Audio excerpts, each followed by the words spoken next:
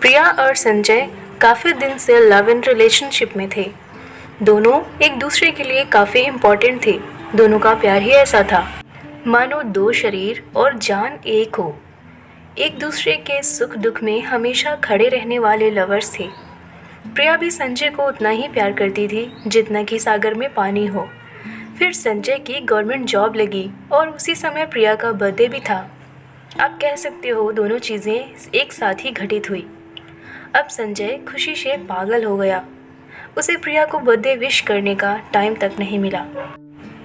उधर प्रिया भी birthday gift का वेट करती रही और कॉल पर कॉल करती रही, लेकिन संजय का फ़ोन एक बार भी नहीं उठा। अब प्रिया को लगा ज़रूर कुछ गलत हुआ है, नहीं तो संजय आज के दिन हर कीमत में कॉल करता था और मेरे बर्थडे पर गिफ्ट देता था। प्रिया घबराहट से पागल हो गई थी, लेकिन संजय की कोई खबर ही नहीं मिल रही थी। इतने में प्रिया के पास संजय के दोस्त राहुल का कॉल आया। राहुल ने प्रिया को बर्थडे और गवर्नमेंट जॉब दोनों की बधाई दी। ये सुनकर प्रिया खुशी से नाच उठी। वो शायद ही लाइफ में इतना खुश कभी हुई होगी। राहुल और संजय एक ही कमरे में बैठकर पार्टी कर रहे थे।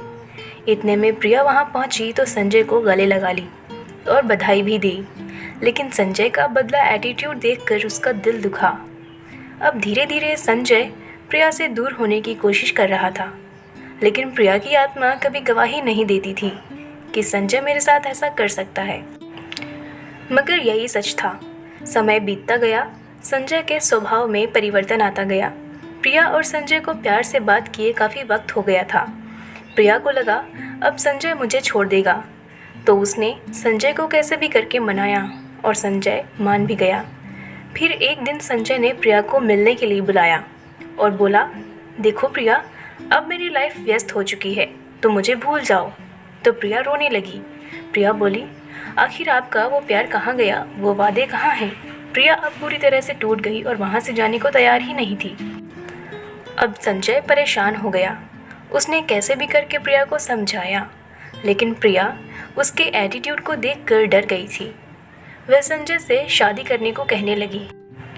संजय शादी के लिए कुछ वक्त देने को कहा तो प्रिया मान गई। एक दिन संजय ने प्रिया को रात में किसी होटल में मिलने के लिए बुलाया। प्रिया संजय को खुश करने के लिए उसका ड्रीम आईफोन खरीदी और वह बस पकड़कर संजय के दफ्तर के पास रात 8 बजे पहुंची। संजय ने प्रिया को मारने के लिए कुछ गुंडों को सेट किया हुआ था। गुंडे आकर प्रिया को उठा ले गए। उसके साथ बदसलूकी करके जान से उसे मार दिया। प्रिया के बैग से आईफोन और एक सुंदर सा लेटर मिला तो संजय को जानकारी दी गई। संजय ने वहां जाकर देखा तो उसके होश ही उड़ गए। संजय पत्र को पढ़ने लगा। उसमें लिखा था, संजू, मैं आपका ड्रीम काफ़ी पहले पूरा कर देती, लेकिन आपके पापा के बीमारी में मैंने अपने गहने गिरवी रखकर पैसा दिया जो आपसे छिपाया। प्लीज़ मुझे माफ़ कर देना। आज हमारी फर्स्ट नाइट है। आज आपकी बाहों में सबसे ज़्यादा सुकून मिलेगा। मैं घर से बिना बताए आ गई हूँ, आपकी प्रिया। मुझे माफ़ करना। इतना पढ़कर संजय के होश उड़ गए और उसी फर्स्ट नाइट में ही खुद संजय ने भी खुदकुशी कर लिया।